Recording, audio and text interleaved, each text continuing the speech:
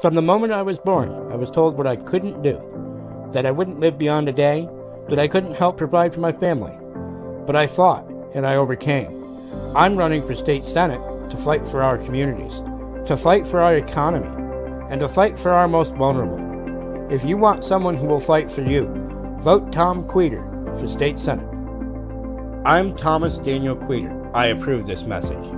Paid for by Tom for 52. Hey everybody, InspireNation, and I'm here with Thomas Queter for the weekly rundown. How you doing, my friend? Thomas, how are you?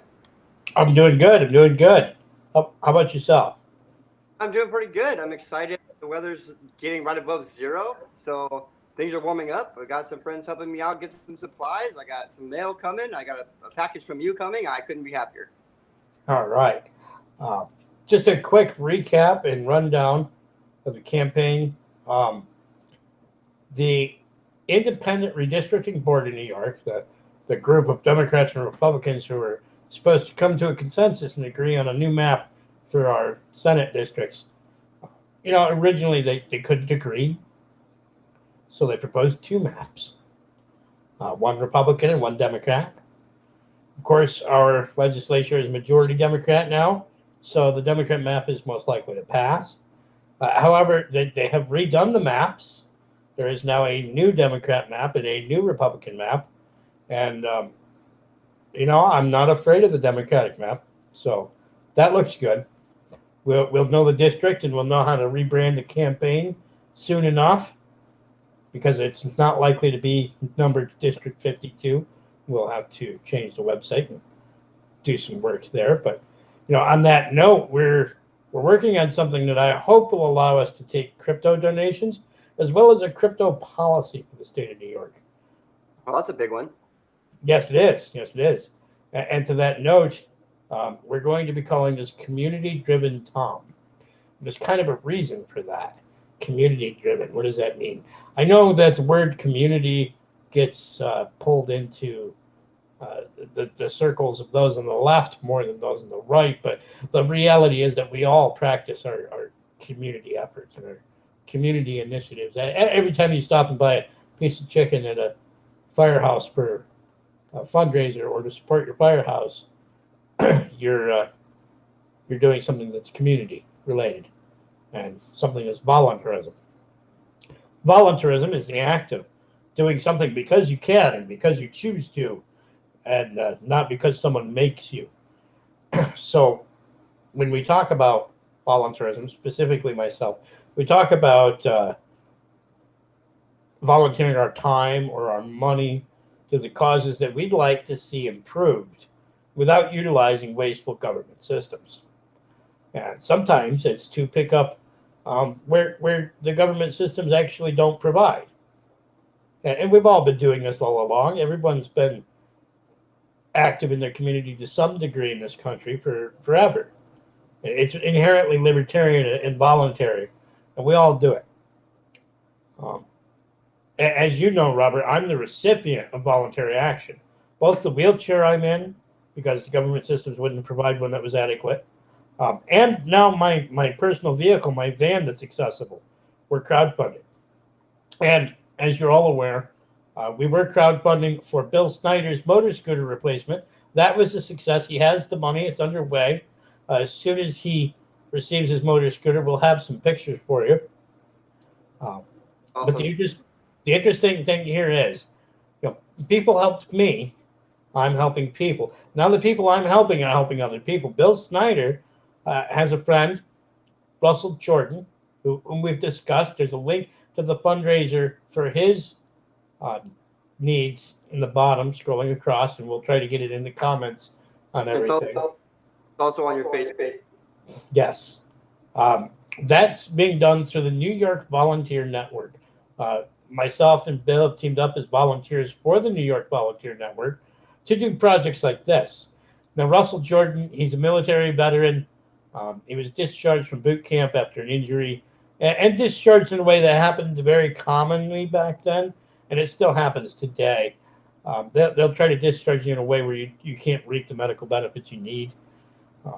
So he's been dealing with that since the 80s. He's had 8 knee replacements. The last one he had went septic and they had to remove his leg. Man. It just so happened that at the time he lost his leg, he was in the middle of a remodel of his home because the floors are soft and he and his wife are aging. We just want to finish that remodel for him because he can't even use his own kitchen, let alone when he gets a power chair. That's a lot more weight.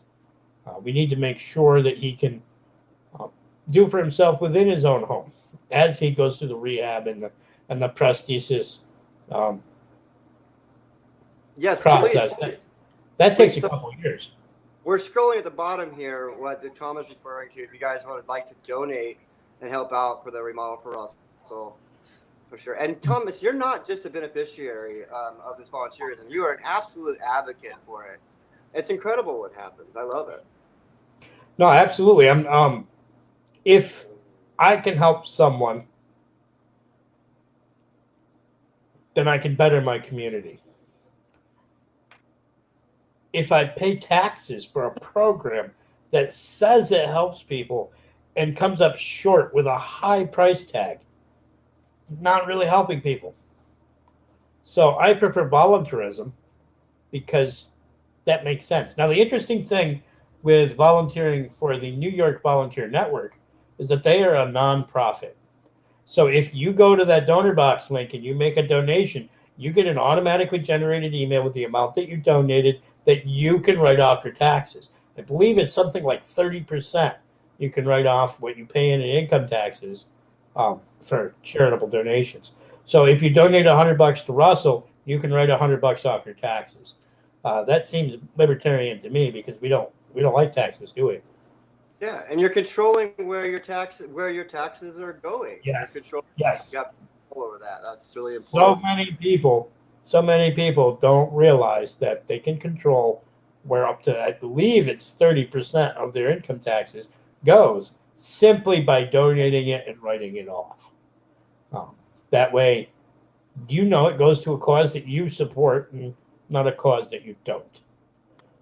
I personally believe that that cap should be much higher. We should be able to write up a lot more in regards to charitable donations, particularly when they're within our own communities. I'd like to see perhaps New York can do something about that. Perhaps we can give a greater state income tax break with regard to charitable donations that stay within your community.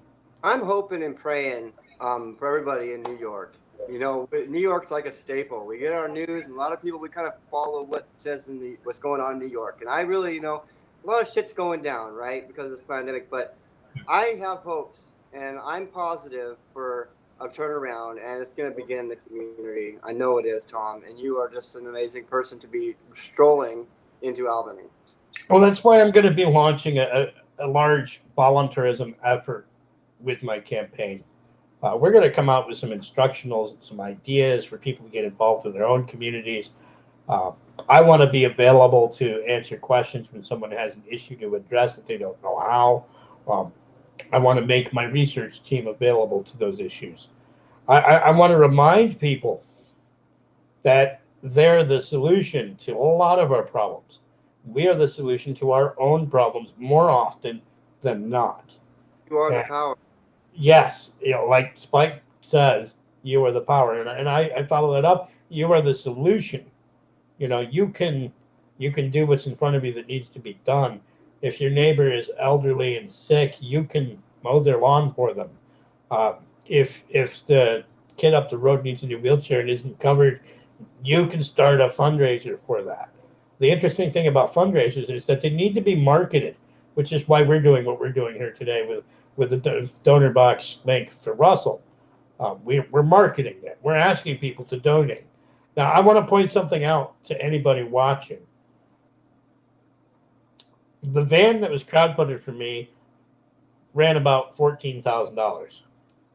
The average donation was about $25, and that was raised in about 23 hours. So sharing, commenting, caring, pointing it out to people, donating what you can, sharing that you donated Those are all great things, and that's why I like David Kay's Facebook groups. I believe they're called Liberty Memes, something. Liberty Memes for Charity. But now he's made a separate group for vans.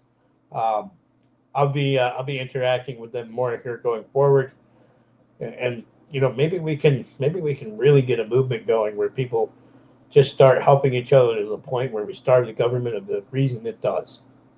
Yeah, I think a good start would be everybody listening to go ahead and like and subscribe and share. Makes a huge difference. I don't think people realize how much of a difference and how much bigger of a reach you make just by one share. It reaches all your network, and so I do ask that you share this live show and join us in the comments anytime. And if anybody has any questions and stuff, even if you're in the replay, definitely type them in on the comments, and we'll definitely get back to you for sure. Oh, absolutely. I really want to. I want to leave everybody with this note. I have beaten all kinds of odds in all kinds of manners to all kinds of degrees, everything from finding a way around the government to doing things without the government, to doing things for myself despite a severe disability, despite having well over 1,000 fractures to my skeleton. If I can do the thing, you can do the thing. Whatever that thing is that's in front of you that will help your community, help yourselves, help your family, help a friend of yours, help anybody, help someone today, and live with yourself better tomorrow. It feels good. That's another aspect of this that I love. When everyone came together to help me with the wheelchair, and everyone came together to help me with the van, what they helped with was giving someone who gives the ability to give. I give my time, I give my effort, I give my knowledge, I give my examples, and I get things done. And because people help me, I'm helping others. And because I'm helping others like Bill are helping others like Russell Jordan. Um, that's key, right? We used to call that pay it forward, right? Um, when you help someone, you endear them. The help of my wheelchair endeared me to the Libertarian Party. The help with my advocacy endeared me to the Libertarian Party. And the help with my van endeared me to the Libertarian Party. And that, combined with the fact that I politically aligned with the party, is why I run for office as a Libertarian. And running for office is interesting because it gives you access to the community that you don't otherwise get. It gives you opportunities to help people like Bill and Russell. I never would have met them if I hadn't ran for office. And there are a handful of other people. There's Chris in Gloversville. Oh, wow, I can't even remember. Because you just meet someone and you solve the problem and you move on. You meet somebody else and you solve the problem. It becomes this thing that just rolls over and over. But when you help people, they'll go forward and help people too. I agree, Thomas. And, I just want to say that to everybody watching, vaccinated or unvaccinated, love each other, be compassionate, be understanding. And if you're going to take a side, make sure that it aligns with you and not somebody else's, point of view. I just want to say that. I love everybody. That goes for any topic. We see this in politics a lot, right? The Republicans yell blue man bad and the Democrats yell red man bad, and nobody actually gets to know who these people are or what they're going to do. We need to start knowing people who run for office. That's why I make myself accessible. Last cycle, I went all over district. I intend to do that again this cycle. And we do these lives, and I keep as much visibility as possible. The phone number is out there. You can call me. It's on my website. It's on my Facebook. It's on my business card. Anybody can call me. He answers his Facebook too. I do. But on that note, let's leave it with this. If you've seen this today, help out Russell. Give him $5. Just give him $5. Post the link yourself and make sure you tell your friends you gave him $5. You'd be surprised how many people will just throw $5 at it because it's a good cause and because you've endorsed it. That can be your way of caring. That's right. I love you, Tom. Thanks You again, amazing. Robert. You guys stay safe, stay warm. From Alaska to New York, you know we're here. We're here for you. Anything else you want to say? Shout out, Thomas, before we go. No, just help Russell. That's what we're all about today. Help Russell. Go to that link. $5. Who doesn't have $5? It adds up, and it adds up fast. And in my case with the band, it added up in 23 hours. Yeah, that is amazing. Let's do that. If we can get this fundraiser to go as fast as the fundraiser for my band, it would be done in 2 days. Yeah, that's right. Thank you, everybody. Thank you for listening. Thank you for coming every week. And Thomas, you my man. You guys look up Thomas. Help out Russell. Love you guys.